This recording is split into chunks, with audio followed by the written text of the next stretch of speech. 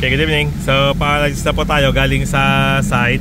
And ito po yung reason kung bakit karamihan ng sasakyan na kinukuha natin is 4-wheel drive. Kasi papakita ko po sa inyo yung daan. So, ito po yung 4-wheel drive switch. So, lagay lang natin sa 4H para pantulong lang sa and makikita nyo po yung indication doon ng 4H. Yun pa. So, meaning 4H engage. Okay? So, pakita ka natin yung daan. Picture.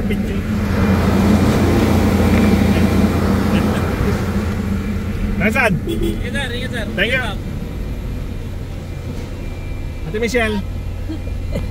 See you tomorrow. Bye. So katulad po nito, pakita mo na to. So pag dito na lang para.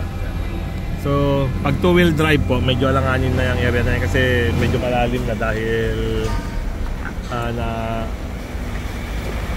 napalubog na ng mga truck. Okay?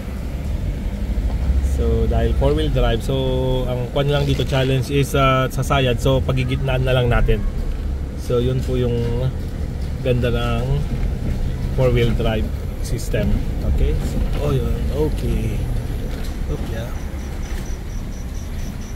So tulad po nyan, pag 2-wheel drive na stop, mahirap na ang recovery.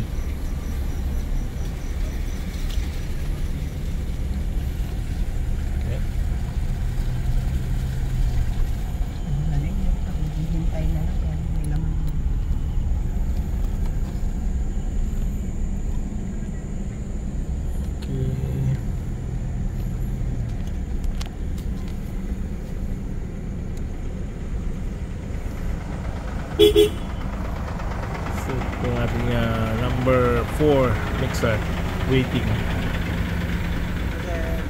Ganito. Ingat ha. Sige. CJ. Thank you Santa. Ingat ka ha.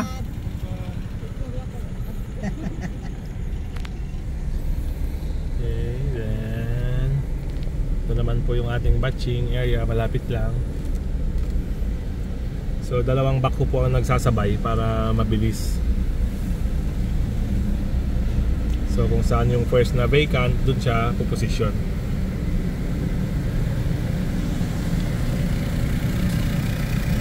Kanina mahina na yung ilaw niyan. So ito yung ating Komatsu DC75UU.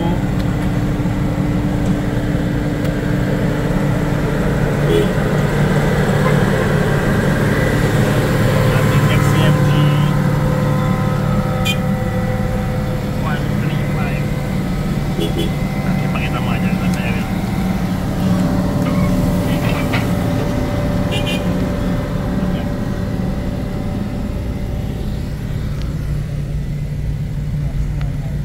Ito po yung mga mabibilasik ng IMRED. Kaway man. Kaway champion. Okay. Pag-guide man na dyan atras, pag-guide.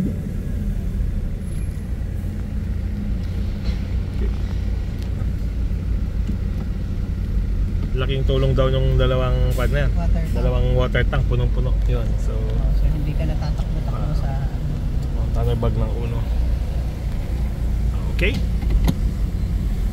So ito yung number 9. Number 8, number 9, number 9. Mambert. Okay, tuloy kami, bye.